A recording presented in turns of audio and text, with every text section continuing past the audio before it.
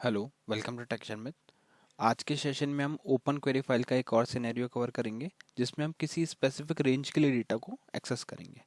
तो पहले मैं आपको डेटा दिखाऊंगा, फिर हम ओपन क्वेरी फाइल का यूज़ करेंगे। तो यहाँ पे मैं रन क्वेरी कर रहा हूँ फाइल पे। तो यहाँ पे आपके पास डेटा देखिए इस तरह से है, 10 to 50 तक एक है डेटा और फिर एक 100 रिकॉर्ड है ना। तो अब हमारी रिक्वायरमेंट ऐसी है कि हमारे को स्पेसिफिक रेंज के बीच में डेटा चाहिए कि वो डेटा रिटर्न करो जिसकी आईडी 20 से लेकर 40 तक हो या 50 तक हो। तो उसको हम कैसे एक्सेस करेंगे, उसके लिए भी हम ओपन क्वेरी फाइल का यूज़ कर सकते हैं। तो वो कैसे करेंगे उसको मैं प्रोग्राम में दिखाता हूँ। तो यहाँ पे प्रोग्राम को एडिट मोड पे ओपन किया। सबसे पहले हम क्या कर रहे हैं, सबसे पहले हमने फाइल डिक्लेयर की। तो आपको सिंपल लिखना है DCLF F4। यहाँ पे फाइल नेम और लाइब्रेरी अगर आप चाहो तो स्पेसिफाई कर सकते हो, वरना वो लाइब्रेरी लिस्ट से पिक कर लेगा। फिर आपको एंटर हिट करना है। अब आपको DCL लिख के F4 करना है। अब हम यहाँ क्या करेंगे, वो क्वेरी का वेरिएबल बनाएंगे जिसमें हम हमारी क्वेरी को डिज़ाइन करके रखेंगे और फिर ओपन क्वेरी फाइल में उसको एग्जीक्यूट कर देंगे। तो कैसे बनाएंगे वेरिएबल, आपको $QRY लिखना है। आपको पता है कि CL में जो भी वेरिएबल बनता है वो एम% से स्टार्ट होता है। और फिर उसके बाद में टाइप में आप डाल दोगे स्टार कैरेक्टर के लिए, और स्टोरेज रहेगी ऑटो, और यहाँ पे लेंथ में आप डालोगे 50। अब हम क्या कर रहे हैं, इनिशियलाइज कर रहे हैं वैल्यू को इसी टाइम पे, है ना, डिक्लेरेशन के टाइम पे। आप चाहो तो इसको CHG वैर के बाद CHG वैर कमांड के साथ में बाद में भी कर सकते हो, बट उसकी नीड नहीं है क्योंकि हम यहीं पे डायरेक्टली इसको इनिशियलाइज कर सकते हैं। तो आप क्या लिखोगे, यहाँ पे हम क्वेरी किस तरह से डाल रहे हैं कि यूजर आईडी इक्वल, अब यहाँ एक फंक्शन यूज कर रहे हैं परसेंटेज रेंज। ये क्या करेगा, दो पैरामीटर लेगा 20 और 40। तो मिनिमम लोएस्ट वैल्यू हो गई 20 और मैक्सिमम वैल्यू हो गई, मिनिमम वैल्यू 20 और मैक्सिमम वैल्यू हो गई हमारे पास 40।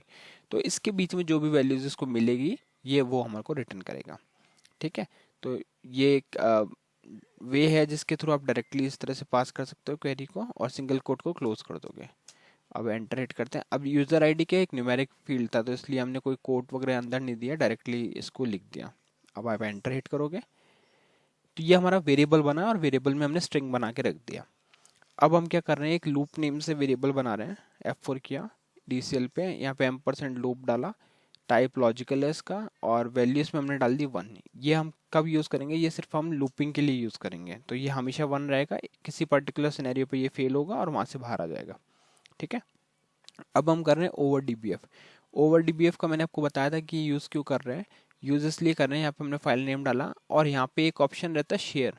शेयर को हमने यस कर दिया, वो इसलिए कि सपोज सेम फाइल अगर कोई और प्रोग्राम भी इसको एक्सेस कर रहा है तो उस टाइम पे कोई कॉन्फ्लिक्ट ना आए, इस वजह से हम इसको स्टार यस डालते हैं। तो अगर आप शेयरिंग यस कर दोगे तो आप एक फाइल को मल्टीपल जगह पे ऑप्शन यूज़ कर सकते हो, है ना। यहाँ पे आप किसी और में अगर किसी ने उस फाइल को एक्सेस किया हुआ है तो भी आप इसको यहाँ पे इजीली यूज़ कर पाओगे, कोई कॉन्फ्लिक्ट नहीं है। इसलिए ये लाइन आप एक तरह से रिकमेंडेड है, आप रखना चाहिए आपको।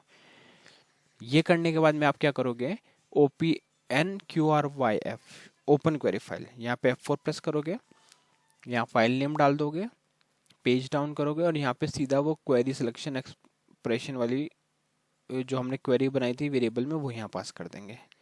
ठीक है। तो ये क्या करेगा, ये अब एक स्पेसिफिक रेंज के लिए डेटा फैच करेगा।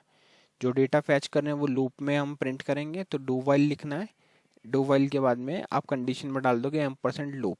तो जब तक ये ट्रू रहेगा, ये हमेशा ट्रू रहेगा क्योंकि हमने इसमें वैल्यू 1 सेट की हुई है। तो जब तक ये 1 रहेगा ये चलता रहेगा और RCVF करेगा। फिर एक चीज़ चेक कर रहे हैं हम यहाँ पे, मॉन मैसेज।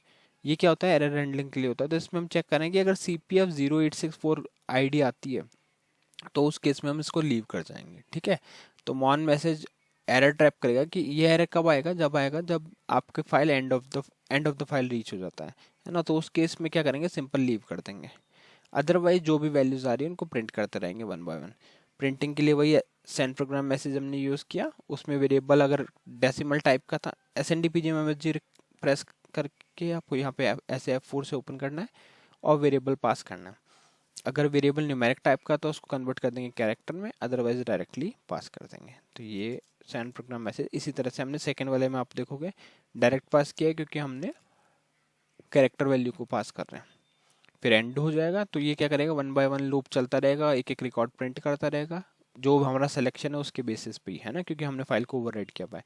और फिर जब भी इसमें एंड ऑफ द फाइल आ जाएगा तो ये लूप को बाहर आ जाएगा लूप से। उसके बाद में हम डिलीट ओवरराइट कर रहे हैं तो DLT OVR लिख के यहाँ पे फाइल नेम और एंटर। अब हम क्या करेंगे, फाइल को क्लोज कर देंगे क्योंकि हमने ओपन की थी, तो F4 टेस्ट PF1 यहाँ पर CALOF में टेस्ट PF1 डाल देंगे। इतना करने के बाद में आपका प्रोग्राम रेडी है। इसको कंपाइल करेंगे तो अब हमारे पास जो डेटा आना चाहिए वो आना चाहिए 20 to 40 के बीच में, क्योंकि हमने रेंज फंक्शन का यूज़ किया है। कॉल करते हैं, पहला डेटा मिला 20, यूज़र 20, 30, यूज़र 30, 40, यूज़र 40। तो ये हमारा यूज़र 40 तक का डेटा है, हमने रेंज भी ऐसे ही डाला था। ठीक है, तो ये एक एप्लीकेशन आप मान सकते हो जिसमें ओपन क्वेरी को, अगर आपको किसी डेटा को रेंज में रिसीव करना है CL प्रोग्राम के अंदर, तो उस टाइम पे आप ओपन क्वेरी फाइल का यूज़ कर सकते हो। आई होप ये सेशन आपको क्लियर हुआ होगा। नेक्स्ट सेशन में हम बाकी टॉपिक डिस्कस करेंगे। So thank you for watching tech Sharma.